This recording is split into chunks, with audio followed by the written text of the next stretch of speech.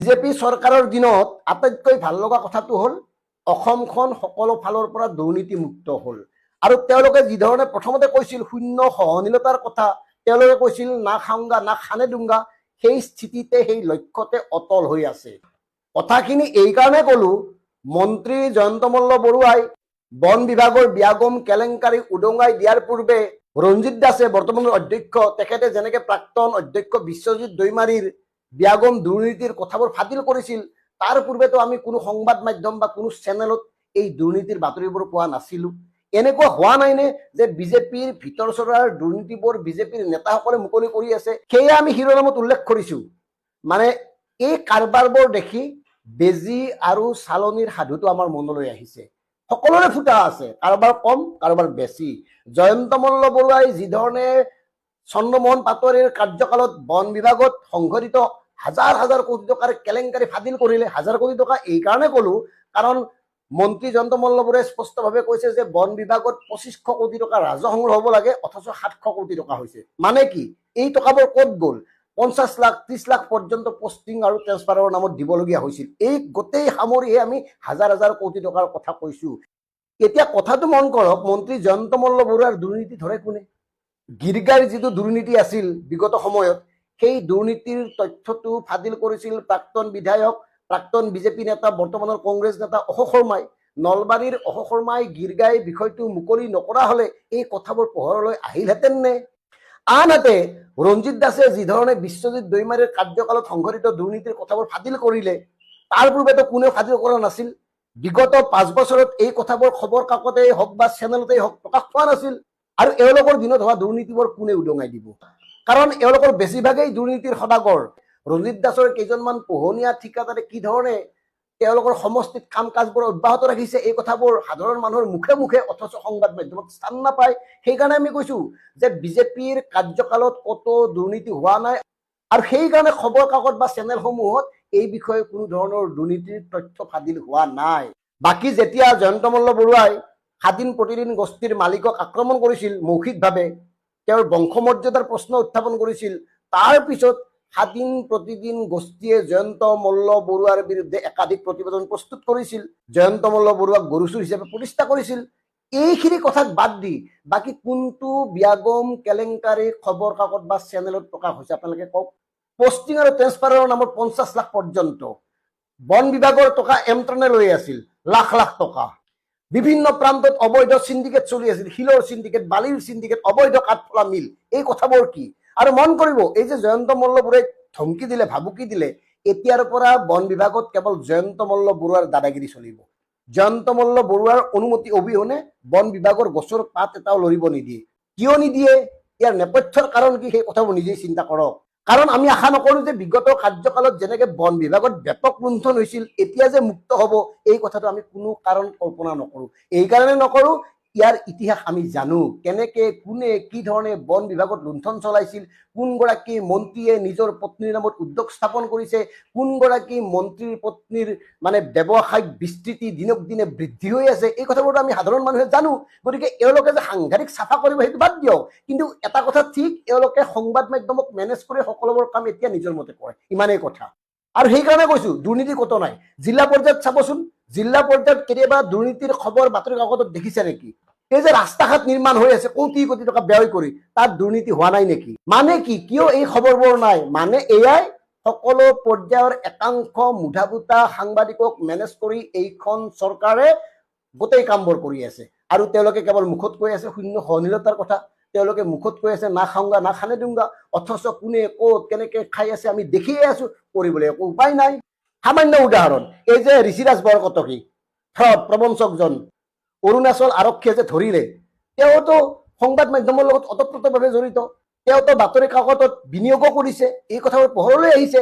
তেওঁৰ লগততো অসমৰ বিশিষ্ট লোকসকলৰ উঠা বহা। মানে এওঁলোক কেনেকে 2 নম্বৰী কৰি আছে। যিজন মানুহে মুখ্যমন্ত্ৰীৰ ফটো ব্যৱহাৰ কৰি ব্লেকমেইলিং কৰে ব্যৱসায়িক, তেওঁলোকে এতিয়া আমাৰ জাতিৰ পুৰুষ হবলৈ আহে, জাতিৰ বিশিষ্ট ব্যক্তি হবলৈ আহে। ভাবক কিমান হাঁহিয়াতৰ কথা। সেইকাৰণে কৈছো এতিয়া দুৰ্নীতি কতো নাই, অশান্তি কতো নাই, চাৰিওফালে শান্তি, চাৰিওফালে প্ৰগতি, সকলোবোৰ মানুহৰ উন্নতি হৈছে, কতো সমস্যা নাই, কতো অভাৱ নাই। কি জাতীয় দল সংগঠন, কি বিশিষ্ট সাহিত্যিক পণ্ডিত, সমালোচক বুদ্ধিজীৱী সকলোবোৰ খোজ কতো একো হোৱা নাই। কেৱল সাধাৰণ মানুহখিনি যিখিনিৰ মাত কোনেও নুশুনে তেওঁলোকে চিঞৰি আছে, কেৱল তেওঁলোকেই চিঞৰি আছে যিসকলে ভুগি আছে, আৰু ভুগি থকা মানুহৰ কথাবোৰ শুনা মানুহৰ সংখ্যা কমি আহিছে। এয়াই বৰ্তমান সময়ৰ নিৰ্মম বাস্তৱ। ধন্যবাদ। খিলঞ্জীয়াৰ মাটিত এইখন চৰকাৰৰ ইমান চকু কিয়? যদি তেওঁলোকে কোনোবা বহুজাতিক কোম্পানীক মাটি গতাব খুজিছে, উদ্যোগ স্থাপন কৰিব খুজিছে, তেতিয়াহ'লে অন্য মাটি দিয়ক। কিয় প্ৰতিটো ক্ষেত্ৰত কেৱল খিলঞ্জীয়া মানুহৰ কৃষিভূমিৰ ওপৰত চকু পৰিছে? এতিয়া চাওক, বহুতে কয় আমাক আমি হেনো বিৰোধী, উদ্যোগ আমাক নালাগে। উদ্যোগ আমাক লাগে। উদ্যোগৰ বিৰোধিতা আমি কেতিয়াও কৰা নাই, অনাগত সময়তো নকৰো। কিন্তু এই যে খিলঞ্জীয়াৰ হাজাৰ হাজাৰ ভূমি অধিগ্ৰহণ কৰি বহিৰাগত কোম্পানীক উদ্যোগ স্থাপন কৰিবলৈ অনুমতি দিছে, সেই উদ্যোগত কিমান শতাংশ খিলঞ্জীয়া লোকে চাকৰি পাব তাক লৈ কিবা চুক্তি হৈছে নেকি? তাতহে আমাৰ আপত্তি আছে। এতিয়া মন কৰক, আজাৰা ৰাজচক্ৰ বিষয়াৰ অন্তৰ্গত এই বৃহত্তৰ অঞ্চলটোত আদানীৰ এৰ'চিটি নিৰ্মাণৰ কাৰণে ২৬৬২ বিঘা মাটি অধিগ্ৰহণৰ বাবে নটিচ জাৰি কৰিছে। ২৫ তাৰিখ অৰ্থাৎ কালি শেষ আছিল। মানে সকলোবোৰ কাগজ পত্ৰ তথ্য ৰাজচক্ৰ বিষয়াৰ কাৰ্যালয়ত জমা দিব লাগিব। এতিয়া মন কৰক, যদি আদানীৰ এৰ'চিটি নিৰ্মাণৰ কাৰণে আজাৰাৰ বৃহত্তৰ অঞ্চলটোৰ লোকসকলৰ কৃষিভূমি যদি এই ধৰণে অধিগ্ৰহণ কৰা হয়, তেতিয়াহ'লে এইসকল কৃষকৰ অৱস্থা কি হ'ব? কিয় এই কথাবোৰ ভবা হোৱা নাই? প্ৰথম পৰ্যায়ত যদিও ২৬৬২ বিঘা মাটি অধিগ্ৰহণ কৰাৰ বাবে জাননী জাৰি কৰিছে, পৰৱৰ্তী সময়ত আজাৰা ৰাণীকে ধৰি সেই বৃহত্তৰ অঞ্চলটোত প্ৰায় ৬,০০০ বিঘা ভূমি আদানীৰ এৰ'চিটি বা অন্যান্য প্ৰজেক্ট নিৰ্মাণৰ কাৰণে অধিগ্ৰহণ কৰিব। এতিয়া আমাৰ ডিকেবি ফেক্টৰ পোনপটীয়া প্ৰশ্ন, কিয় খিলঞ্জীয়া লোকৰ কৃষিভূমি চকুত পৰিল আপোনালোকৰ? আপোনালোকেতো কৈছিল, চৰকাৰখনেতো কৈছিল বিগত সময়ত অসমত হেনো প্ৰায় ২ লাখ বিঘা ভূমি উচ্ছেদ কৰা হৈছে, বেদখল মুক্ত কৰা হৈছে, অৰ্থাৎ মিয়াসকলক খেদিছে। গতিকে মিয়াসকলক খেদি উচ্ছেদ কৰা প্ৰায় ২ লাখ বিঘা ভূমি দি দিয়ক, বাছি বাছি মাটি তেওঁলোকক দি দিয়ক, তাত তেওঁলোকে যি নিৰ্মাণ কৰে কৰি থাকক, আমাৰতো আপত্তি নাই। কিন্তু তাকে নকৰি কিয় খিলঞ্জীয়াৰ মাটি দখল কৰাত আপোনালোকে লাগিছে? ধৰি ললো মোৰ মাটিখিনিত কি কৰিম মইহে সিদ্ধান্ত ল'ম। মোৰ মাটিৰ মালিক মইহে। মোৰ মাটিখিনি কোনোবা উদ্যোগপতিৰ নামত দি মই সেই উদ্যোগত বনোৱা হ'ম নেকি? সেই উদ্যোগত মই চকীদাৰ হ'ম নেকি? সেই উদ্যোগত মই কেৰাণী হ'ম নেকি? সেই উদ্যোগত মই চিকিউৰিটি গাৰ্ড হ'ম নেকি? মোৰ মাটিত মই খেতি কৰি মই মালিক হ'ম, ইমানেই কথা। আৰু এই ধৰণৰ সংকল্প যদি আজাৰা, পলাশবাৰী, ৰাণী অঞ্চলৰ লোকসকলে গ্ৰহণ কৰি ইয়াৰ বিৰুদ্ধে তীব্ৰ প্ৰতিবাদ গঢ়ি তোলা উচিত।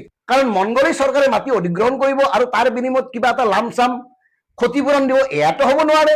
মোৰ মাটি মোৰ অধিকাৰ, ইমানেই কথা। গতিকে চৰকাৰে কাৰোবাক মাটি দিয়ে বেলেগ জেগাত দিয়ক। এতিয়া চাওক, এই কথাখিনি যে আমি কৰো একো লাভ নহ'ব।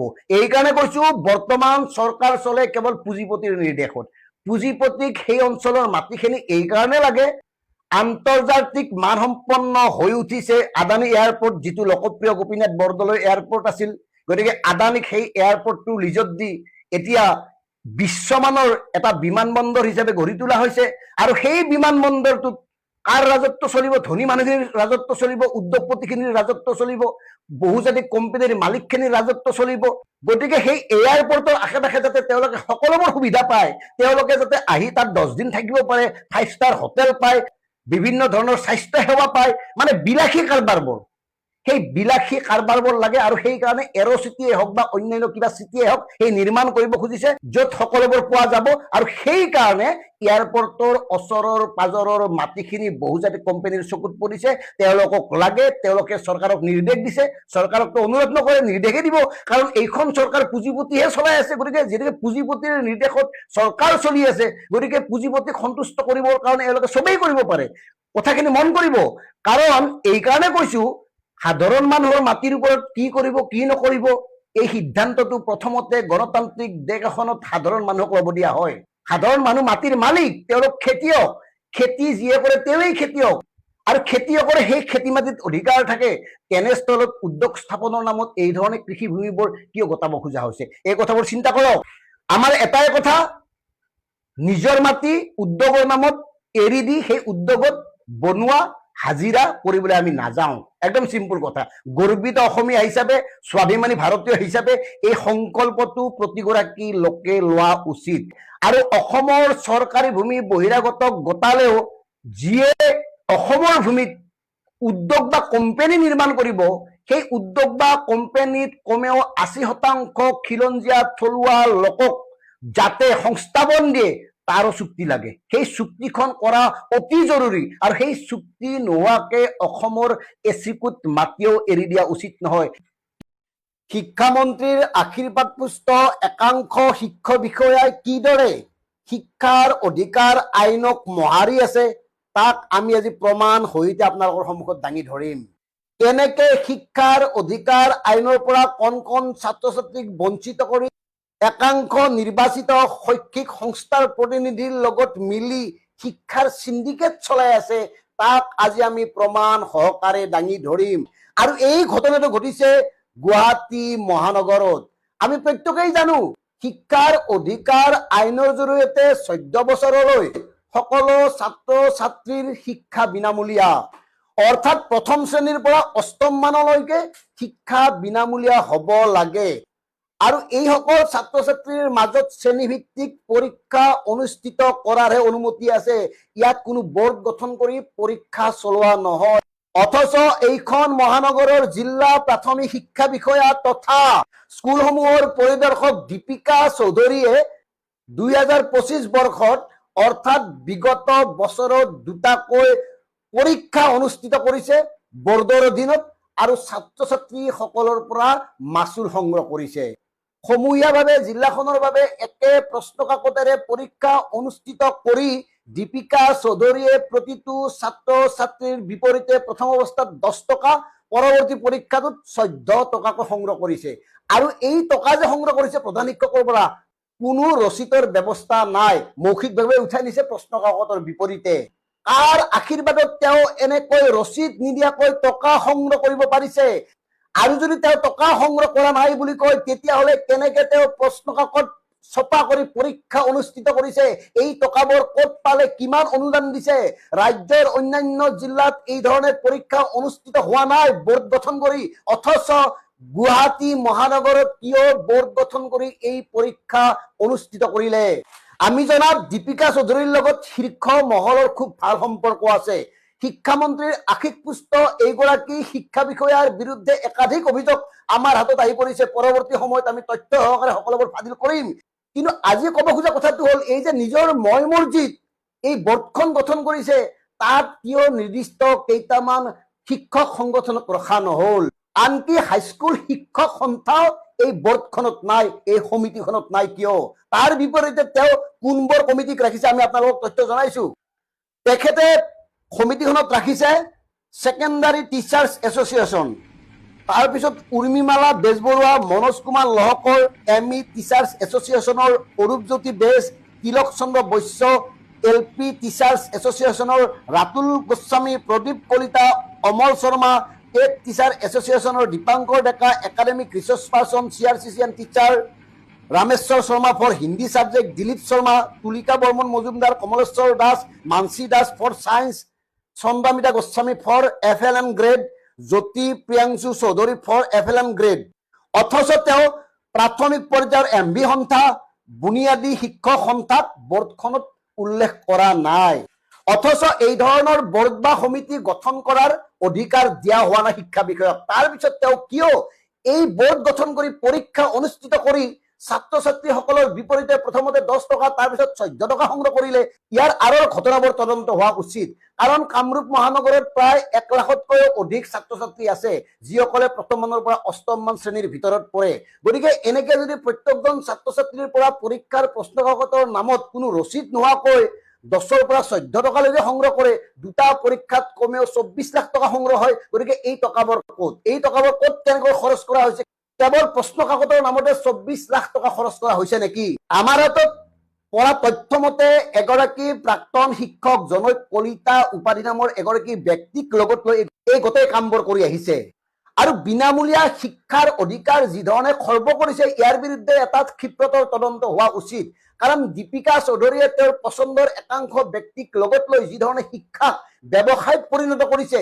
এইকাৰণে ব্যৱসায় বুলি কৈছো য'ত শিক্ষা বিনামূলীয়া অথচ তাৰ বিপৰীতে প্ৰতিগৰাকী ছাত্ৰ ছাত্ৰীৰ পৰা মাচুল লোৱা হৈছে পৰীক্ষাৰ নামত, এয়া ব্যৱসায় নহয় কি? গতিকে এই গোটেই বিষয়টো তদন্তৰ আওতালৈ আহিব লাগে, কাৰণ 2025 বৰ্ষত 2টা পৰীক্ষা ইতিমধ্যে অনুষ্ঠিত হৈ গৈছে। তাৰ প্ৰমাণ এয়া প্ৰশ্ন কাকত, এই প্ৰশ্ন কাকতৰ জৰিয়তে পৰীক্ষাবোৰ অনুষ্ঠিত কৰা হৈছিল। গতিকে এই প্ৰশ্ন কাকত ক'ৰ পৰা কেনেকে ছপালে আৰু এই প্ৰশ্ন কাকত ছপাৰ অধিকাৰ তেওঁলোকক কোনে দিলে? কাৰণ শিক্ষাৰ অধিকাৰ আইন মতে স্কুল ভিত্তিক বিদ্যালয় ভিত্তিক পৰীক্ষা বা মূল্যাংকন কৰিব পাৰে, কোনো বৰ্ড পাতি এই ধৰণৰ কাম কাজ কৰিব নোৱাৰে। গতিকে শিক্ষাৰ অধিকাৰ আইনক বুঢ়া আঙুলি দেখুৱাই দীপিকা চৌধুৰীয়ে মন্ত্ৰী ৰণোজ পেগুৰ আশীৰ্বাদত এই সকলোবোৰ কৰি থকা বুলি আমাৰ হাতলৈ অভিযোগ আহিছে।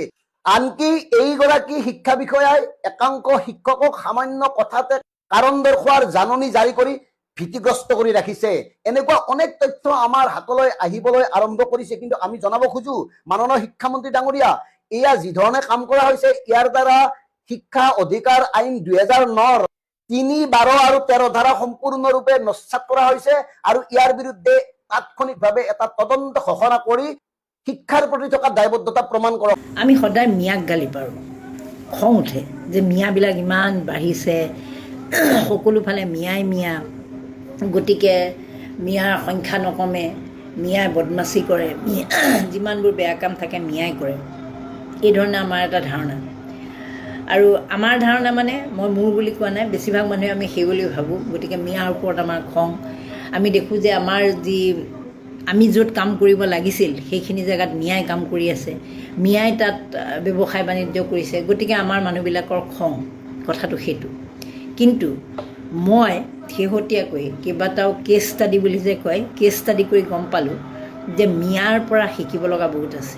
গালি পৰাটো নহয়, তেওঁলোকক নেগলেক্ট কৰাটো ডাঙৰ কথা নহয়, যে মিয়া এনেকৈ কৈ পেলাই হহা বা এই মিয়াবোৰ এনেধৰণে কোৱা, সেই কথাটোতকৈ আমাৰ শিকিবলগীয়া কথা বহুত বেছি। সকলোতকৈ ডাঙৰ কথাটো মোৰ নিজৰ ব্যক্তিগত চিনাকি, আপোনালোকৰো তেনেকুৱা বহুতবোৰ অভিজ্ঞতা হৈছে, হৈ আছে বা আমি দেখি থাকোঁ। কিন্তু মোৰ নিজৰ একেবাৰে ঘৰৰ মানে মোৰ নিজৰ লগত ৰিলেটেড ব্যক্তিগত চিনাকি মানুহৰ এটা মই উদাহৰণ দিব খুজিছোঁ। খুব দুখীয়া আছিল সিহঁত। মই যাৰ কথা ক'ব খুজিছোঁ তেওঁ খুব দুখীয়া আছিল। দুখীয়া আছিল মানে দিনটো এবাৰ খালে এবাৰ খাবলৈ চিন্তা কৰিব লগা অৱস্থা আছিল। আমি যেতিয়া কলেজত পঢ়িবলৈ আহিছিলোঁ তেনেকুৱা এটা অৱস্থা আছিল তেওঁলোকৰ। তেতিয়া তেওঁলোকৰ বিয়া পাতিছিল, ল'ৰা ছোৱালী জন্ম হ'ল। ল'ৰা ছোৱালী জন্ম হ'ল মানে 9টা ল'ৰা ছোৱালী হ'ল।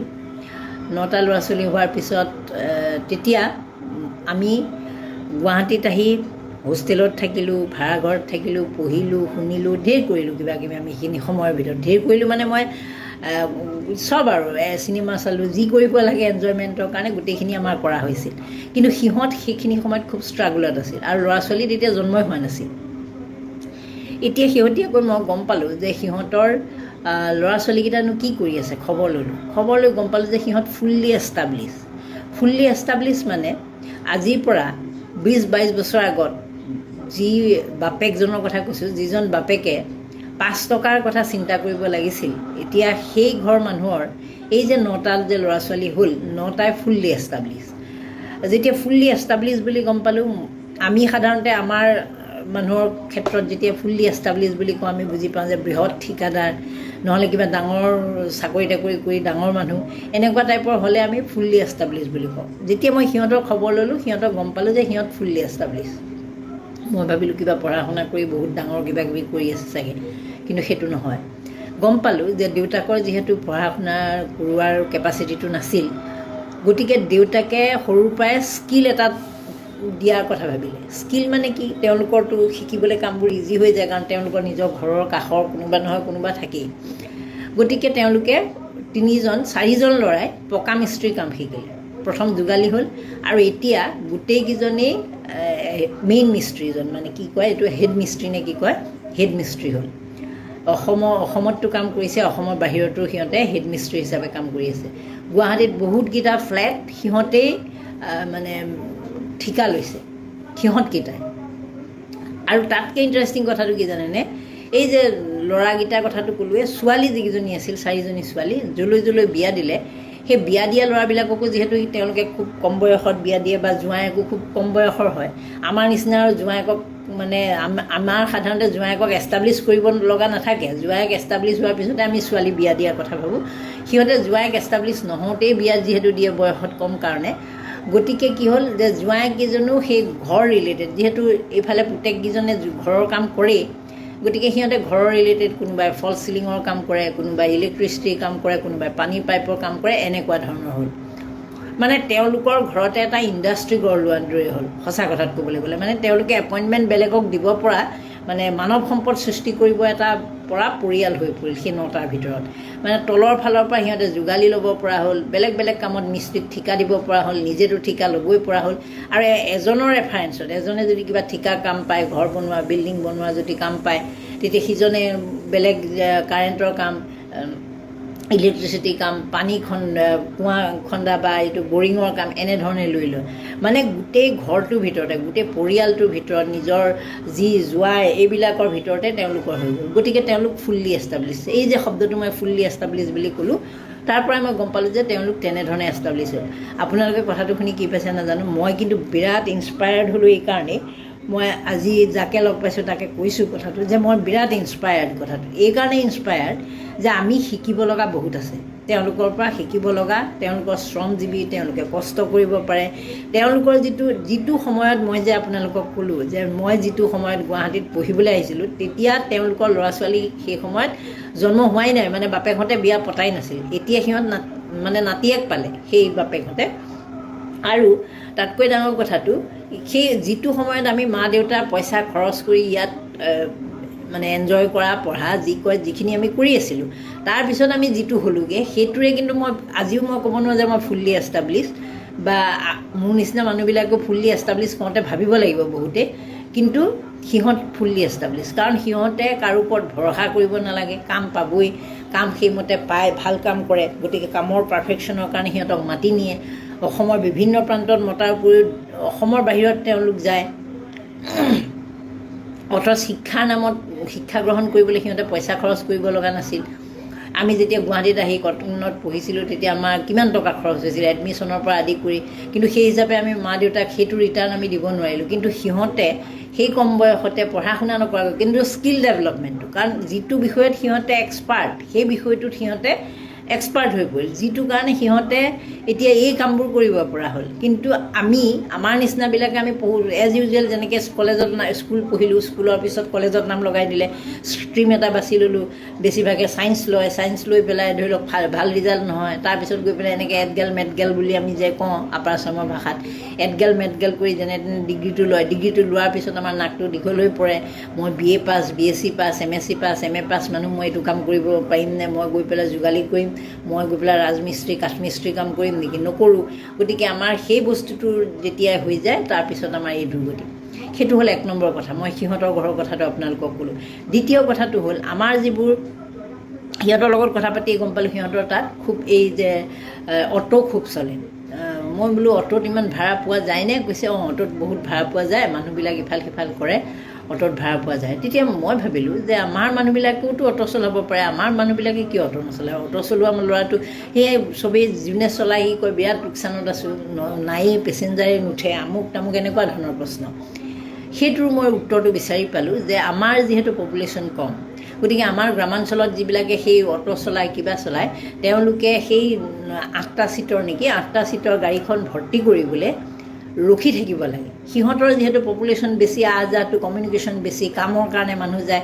আমাৰ মাক দেউতাককেইটা ধৰি লওক অকণমান বয়স হৈছে, সিহঁতটো ঘৰতে থাকি গ'ল। পুতেক যদি আছিল, পুতেকৰ বেংগলোৰ ছিকিউৰিটি বা কিবা গুৱাহাটীতে কাম চাম ক'ৰবাত ধূপ কোম্পানী, ক'ৰবাত কিবা কোম্পানীত সোমাই পেলাই আছে। গতিকে তাৰ গাঁওখনত পূৰা মোটামুটি খালী গাঁও এখন, খালী গাঁওখনত ইমান অহা যোৱা কৰিব লগা মানুহ নাথাকে। তাৰোপৰি আমাৰ মানুহৰনো কাম কি কৰিবলৈ যাব? আজিকালি এই বাইদেউহঁত, লাখপতি চাখপতি বাইদেউহঁত বাৰু মিটিং মাটাং কৰিবলৈ যায়, বাকী কামততো আমাৰ মানুহ যাব লগা, ইফাল সিফাল কৰিব লগা নাই। কিন্তু সিহঁতৰ কাম বহুত থাকে, সিহঁতৰ বিভিন্ন কামত যিহেতু নিয়োজিত হয়, গতিকে মতা মাইকী সকলোৱে কামত যাব লগা হয়। গতিকে কি হয়, সেইফালৰ পৰাও আমাৰ প্ৰচণ্ড লোকচান মানে সেই গাড়ীবিলাকত উঠা মানুহ নথকাৰ কাৰণে সেই কামটো চলাবলৈ পিলপিলি নে কি কয় পিলপিলিয়ে কওক বা অট'য়ে কওক সেইবিলাকত পেচেঞ্জাৰ নাপায়। আকৌ কি হয় পেচেঞ্জাৰৰ কাৰণে ৰখি যেনিবা আছে, মই আজি কথা পাতি পেলাই গম পালোঁ যে পেচেঞ্জাৰৰ কাৰণে ৰখি আছে, যেনে তেনে ধৰি লওক 5টা পেচেঞ্জাৰ হ'লে তেওঁ যাম বুলি ভাবিছিল, কিন্তু এই 2টা মানে ৰখি ৰখি আমনি লাগোতে বাইক এখন লৈ সেইফালেদি কোনোবা এটা গ'লে ঐ আমুকলৈ যাওঁ বোলে এই আমুকলৈ যাওঁ, মোৰ লগতে যাব পাৰিবি, সেইফালেও পেচেঞ্জাৰ ৰখি থকা নামি পেলাই গুচি যায়। গতিকে এনেকুৱা ধৰণৰ হতাশগ্ৰস্ততাত ভুগিছে মানুহ। মানে তেওঁলোকৰ মানুহবিলাকৰ কামৰ প্ৰতি খুব আগ্ৰহ, কাম কৰিব বিচাৰে, কামৰ প্ৰতি এলাহ নাই, যিটো কাৰণে আচলতে ফুংফাংবৰকৈ নকৰে, সেইকাৰণে সিহঁতৰ প্ৰতিটো ফালেই ডেভেলপ হৈছে। এতিয়া আপোনালোকে যদি চাই অসম বুলিয়ে নহয়, মই চাইছোঁ ভাৰতবৰ্ষৰ বিভিন্ন প্ৰান্তত তেওঁলোকে যিখিনি স্কিল শিকি ল'লে সেই স্কিলখিনিৰে তেওঁলোকে খাই থাকিব পাৰিব। আমাৰ মানুহে নোখোৱাকৈ মইতো ক'লোৱেই যে BA BSc MSc হোৱাৰ পিছত তেওঁলোকে কেতিয়াও সেইবোৰ কাম কৰিবলৈ নাযায়, ক'ৰবাত 2-এটা কৰিবলৈ যায় যদিও সেয়া একেবাৰে নগণ্য সংখ্যক।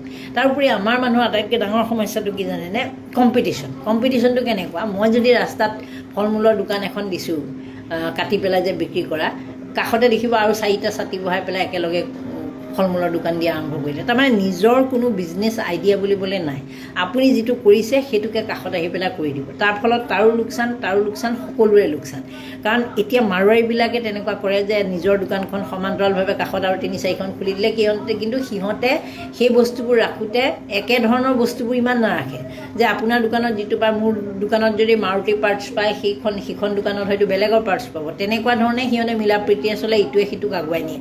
কিন্তু আমাৰ হ'ল কেনেকৈ ইটোৱে সিটোক হেঁচা মাৰি ধৰি পেলাই মাৰোঁ, ই যদি ভাল কাম কৰি আছে ইয়াক কেনেকৈ বন্ধ কৰি পেলাই মোৰখন ভাল কৰোঁ, এই ধৰণৰ কম্পিটিশ্যনত থাকোঁতে দেখিব বেছিভাগৰে লালবাতি জ্বলে। পপুলেশ্যনৰ কথাটো ক'লোৱে, মই যাৰ কথা ক'লোঁ তেওঁলোকৰ 9টা ল'ৰা ছোৱালীৰ বিপৰীতে আৰু সিহঁতৰ নাতি হৈ গ'ল, সেইকেইটা মই মানুহৰ যাৰ কথা কৈ আছোঁ তেওঁলোকৰ নাতি হৈ গ'ল, আৰু মই সিহঁততকৈ ডাঙৰ। মোৰ বয়সৰ মানুহৰ নাতি হৈ আকৌ নাতিকো বিয়া দিবৰ হৈ গ'ল। তাৰমানে কেনেকুৱা এটা সিহঁতৰ জনসংখ্যা বা কিটো হাৰত তেওঁলোকে কাম কৰে, বা তেওঁলোকৰ অভাৱ নাই কাৰণে তেওঁলোকে বিয়াও পাতিব পাৰে। আমাৰ মানুহৰ 35-40 বছৰলৈ বিয়া পতাৰ ভয়, বিয়া পাতিব কেনেকৈ, খুৱাব কেনেকৈ, কি কৰিব কি নকৰিব। কিন্তু ইহঁত ইমানেই স্কিল যে 14-15 বছৰ বয়সৰ পৰা সিহঁতে পইচা গোটোৱা আৰম্ভ কৰে। গতিকে 21 বছৰ হ'লে বিয়া পতাটো সিহঁতৰ কাৰণে সাধাৰণ কথা। যিমান চিনি পাওঁ সকলোৱে এটা কাম কৰি কোনেও নাখায়। গুৱাহাটীতো যিমান চিনি পাওঁ কোনোবাই একেটা কাম কৰি নাখায়, কিন্তু আমাৰ মানুহে এটা কাম কৰিয়ে খায়, আকৌ সেইটো কামৰ উপৰিও যিখিনি পায় সেইটোৰ পৰা দৰমহা তাৰে আধা মদত যায়, আধাতকৈ বেছি মদত যায়। তাৰপিছত ঘৰ ভাড়াটো দিয়াৰ পিছত ঘৰলৈ পঠাবলৈও নাতে, সাঁচিবলৈও নাতে, তাৰপিছত হয়গৈ ট্ৰেজেডিৰ পিছত কোনোবা দিনাখন বোলে হতাশগ্ৰস্ত হৈ ওলমি দিলে। কিমান হতাশগ্ৰস্ততাত আমাৰ মানুহ ওলমা আপোনালোকে চাওক, প্ৰেমজনিত কাৰণত, হতাশগ্ৰস্ততাত, ইনকাম নোহোৱাৰ কাৰণে, ঋণ বেছি কাৰণে, এনেকুৱা মানুহ যিমানে নিজকে নিষেধ কৰে, বেছিভাগ মানুহেই আমাৰ নিচিনা মানে কাম নকৰাৰ কাৰণে, যিটো কাৰণে কাম কৰিলেতো পইচা পালেহেঁতেন, কাম নকৰাৰ কাৰণে দিক বিদিক হেৰুৱাই ঋণ এগাল লৈ ল'ব, লোন থাকিব বহুত, লোনখিনি মাৰিব নোৱাৰাৰ কাৰণে থাকিবলৈ ভয় খায়, এনেকুৱা ধৰণৰ পৰিস্থিতি। কিন্তু সিহঁতৰ ঋণো নাথাকে, একেবাৰে সাধাৰণ লুঙি এখন পিন্ধি থকা মানুহটোৱেও আপোনাৰ লুঙিৰ খোচত 4-5 লাখ টকা লৈ আহে।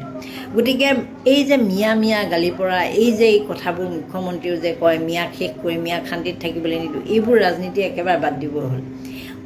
মেইন কথাটো হ'ল তেওঁলোকৰ পৰা শিকিব লগা আছে। তেওঁলোকৰ শিক্ষিত মানুহ এতিয়া আপোনালোকে চায়ে চাগে দেখিছেই যে DC ওলাইছে, তেওঁলোকৰ SP ওলাইছে, ভাল চাকৰি কৰা, পঢ়াটো তেওঁলোক উঠি গৈছে।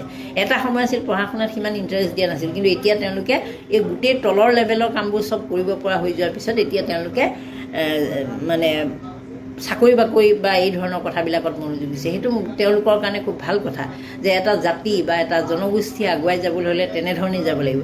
কিন্তু আমাৰ মানুহবিলাকৰ একেবাৰে বিপৰীত, বিয়া পাতিবলৈ ভয়, 40 বছৰমান বয়সলৈকে বিয়া নাপাতে। তাৰপিছত ল'ৰা ছোৱালী যি হ'বগৈ সেইটো 60 বছৰ বয়সত গৈ পেলাই ল'ৰা ছোৱালী 15 বছৰীয়া মেট্ৰিক দিব পৰা হ'বহে।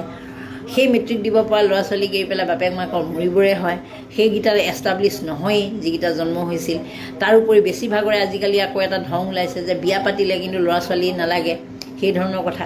গতিকে আমি এই যে শেহতীয়াকৈ এটা তথ্য ওলাইছিল যে খুব অসমীয়া মানুহৰ সংখ্যা কমি গৈছে, অসমীয়া মানে মই যিটো আমাৰ অসমীয়া বুলি আমি যিখিনি বুজোঁ এই যে কমি গৈছে। আৰু মিয়াক যে আমি উধাই মুধাই হিংসাত গালি পাৰিলে নহ'ব। হিংসা ঈৰ্ষা এইবোৰ এৰি যে সিহঁতে ইটা ভাটাত কাম কৰিবলৈ যায় কাৰণে খেদি পঠাম, সিহঁতে ভঙা মালৰ বিজনেছ কৰে কাৰণে ভঙা চিঙা মাল গোটাই কাৰণে আমি খেদি পঠাম, সেইটো নহয়। সেই কথাবোৰ তোমালোকে শিকিবলৈ লোৱা, আমি শিকিবলৈ লোৱা উচিত যে তেওঁলোকে এইবোৰ কামত বিনিয়োগ কৰি এইবোৰ কাম কৰি 1 টকা নোহোৱাকৈ তেওঁলোক কৰ'ৰপতি হয় আৰু আমাৰ থাকি পেলাই আমি ভিক্ষাৰী হওঁ। সেইটোতকৈ ডাঙৰ কথা আছে নেকি বাৰু? আচলতে এই কথাটো খুব চিৰিয়াছলি ল'বৰ হ'ল। কেৱল মিয়াক গালি পাৰি থাকিলে নহ'ব, মিয়াই কাম কৰে। আৰু মানে এটা আছেই যে ছাৰ্ভাইভেল ফৰ দ্য ফিটেষ্ট, জীয়াই থাকিবলৈ হ'লে সংগ্ৰাম কৰিব লাগিব। যিসকলে সংগ্ৰাম কৰিব পাৰে তেওঁলোকে জিকিব, মানে থাকিব পাৰিব। আৰু সেই কথাটো এই মিয়াসকলৰ ক্ষেত্ৰত প্ৰযোজ্য। ছাৰ্ভাইভেল ফৰ দ্য ফিটেষ্ট, আমি মৰি যাব লাগিব, কাৰণ আমাৰ ইনকাম নাই, আমি যেনেধৰণে থাকিব বিচাৰোঁ তেনেধৰণে থাকিব পৰাকৈ আমাৰ উপযুক্ত আয়ৰ উৎস নাই। গতিকে এই সকলোবোৰ নোহোৱাৰ কাৰণে আমি মৰি যোৱা বাদ দি আমাৰ উপায় নাই। কিন্তু সিহঁতে যিহেতু সকলো কাম কৰিব পাৰে, সকলো ফালৰ পৰা ইনকাম চ'ৰ্চ, গাড়ী এখন লৈ বাহাদুৰি দেখাই ডাঙৰ ৰয়েল এনফিল্ড এখন লৈ পেলাই ধপধপাই চলাই নুফুৰে ছোৱালী গোঠাই। তেওঁলোকে নিজৰ কামটো ঠিকমতে কৰে, যাৰ কাৰণে তেওঁলোকে আয়ৰ উৎস বিচাৰি পায়, উপাৰ্জনৰ উৎস ধেৰ। বাপেকে যেনেকৈ কৰিব পাৰে, কাৰণ বাপেকো হয় 45 বছৰীয়া, 45 বছৰীয়া বাপেকটোৰ 22 বছৰীয়া যদি 4টা ল'ৰা, 22, 21, 18 বছৰীয়া যদি 4টা ল'ৰা ইনকাম কৰে, সেই ঘৰৰ মানুহ সমৃদ্ধিশালী নহয় কি হ'ব? কিন্তু আমাৰ 45 বছৰত প্ৰথমটো সন্তান জন্ম নহয়েই বহুতৰ। গতিকে এই কথাবোৰ আমি চিৰিয়াছলি ভাবিবৰ হ'ল। আমি স্কিল ডেভেলপমেণ্টত গুৰুত্ব দিব হ'ল। তথাকথিতভাৱে কেৱল চাৰ্টিফিকেটখনৰ কাৰণে যে পঢ়িব লাগিব, এই ধৰণৰ কথা বতৰা যিটো ৰাহুল গান্ধীয়ে কৈ আছে কনচেপ্টটো, সেই কথাটোত আচলতে ৰাহুল গান্ধীয়ে একদম চিৰিয়াছলি কোৱা কথাটো খুব সঁচা। আমাৰ যি শিক্ষা ব্যৱস্থা, সেই শিক্ষা ব্যৱস্থাই আমাক হতাশগ্ৰস্ত ল'ৰা ছোৱালীহে সৃষ্টি দিয়ে। কাৰণ এতিয়া এই 22 লাখ ল'ৰা ছোৱালী যে নীট পৰীক্ষা দিলে, তাই 80,000 পাব, বাকী 21,20,000 হতাশগ্ৰস্ততাত ভুগিব। 21,20,000 মেণ্টেলি মাক দেউতাকেতো প্ৰেছাৰ দিয়াৰ পিছত খুব বেছি 1 লাখ মানে তাৰ পৰা ভাল কাম কৰিবলৈ ওলাই আহিব। কোনোবা হয়তো প্ৰফেচাৰ হ'ব, কোনোবা বেলেগ ডিপাৰ্টমেণ্টৰ গুৰু বা ভেটেনেৰি ডক্টৰ বা বেলেগ কিবা এটা হ'বলৈ যাবগৈ। কিন্তু বাকী 20 লাখ মানে হতাশগ্ৰস্ততাত ভুগি পিছত এটা সময়ত তেওঁলোকৰ বিয়া পাতোতে দেৰি, তেওঁলোকৰ আপোনাৰ এই আজিকালিতো আৰু এইবোৰ নানানটা কৌশল, লিভিং টুগেডাৰ কিবা কিবি সেইবোৰতো আছেই। তাৰপিছত আপোনাৰ কোনোবাই হয়তো মৰিয়ে যাব। এনেকুৱা ধৰণৰ ঘটনাবোৰ আমাৰ মানুহৰ মাজত বেছি। গতিকে আমি শিকিব লাগে, তেওঁলোকৰ পৰা সঁচাকৈ শিকা উচিত। মই বিৰাট ইনস্পায়াৰ্ড, এই ফেমিলিটোৰ কথা যে মই ক'লোঁ, নামটো কোৱা নাই যদিও মই বিৰাট ইনস্পায়াৰ্ড যে এনেকুৱা মানুহ হ'ব লাগে যে প্ৰতিটোৱে একোটা সিহঁতৰ মানৱ সম্পদ, সঁচাকৈ দেশৰ কাৰণেও সিহঁত সম্পদ। এইটো কাৰণেই যে সিহঁতে কাম কৰি খাইছে, চুৰ কৰি খোৱা নাই। চবকে আপোনালোকে মিয়া মিয়া বুলি চুৰ, ধৰ্ষণকাৰী, আমুক তামুক এইবোৰ চিঞৰি থাকিলে নহ'ব। কাম কৰি সিহঁতে উপাৰ্জন কৰি খাইছে, কষ্ট কৰি খাইছে। আৰু ছাৰ্ভাইভেল ফৰ দ্য ফিটেষ্ট, সিহঁতে যেতিয়া শ্ৰম কৰিব পাৰিছে, সিহঁতে কাম কৰিব পাৰিব। কাম কৰাৰ কাৰণে সিহঁতে টকা পাব, আৰু টকা পাই সিহঁতে আমাতকৈ ধনী হ'ব, আপোনাৰ মোতকৈ ভালকৈ খাব। তাক লৈ আমি জ্বলি লাভ নাই। আমি নকৰোঁ কিয়? আমাকতো সিহঁতে কোৱা নাই যে গটা মাৰি খেদি দিয়া নাই নহয়। আমিহে আমাৰ জেগাটো এৰি দিছোঁ, সকলো ফালৰ পৰা আমি এৰি দিছোঁ। কোন ফালৰ পৰা আমি ৰাখিছোঁ সিহঁতক? আৰু তাৰোপৰি আমাৰ নিজৰ ভিতৰত মই ক'লোৱেই যে ফল মূলৰ দোকান এখন যদি মই দিলোঁ, আপুনি কাষতে আহি 3টা ছাতি বহাই আপোনাৰ ফালেও সেইফালেও দিলে। ক'ৰবাত যদি মই ডাব নাৰিকল বেচি আছোঁ, কাষত আৰু 4টা ডাব নাৰিকল বেচা হ'ল। নিজৰ ফালৰ পৰা কোনো কনষ্ট্ৰাক্টিভ আইডিয়াই নাই, কিন্তু তেওঁলোকৰ আছে। তেওঁলোকৰ পৰা শিকিব লগা আছে। নমস্কাৰ, ধন্যবাদ।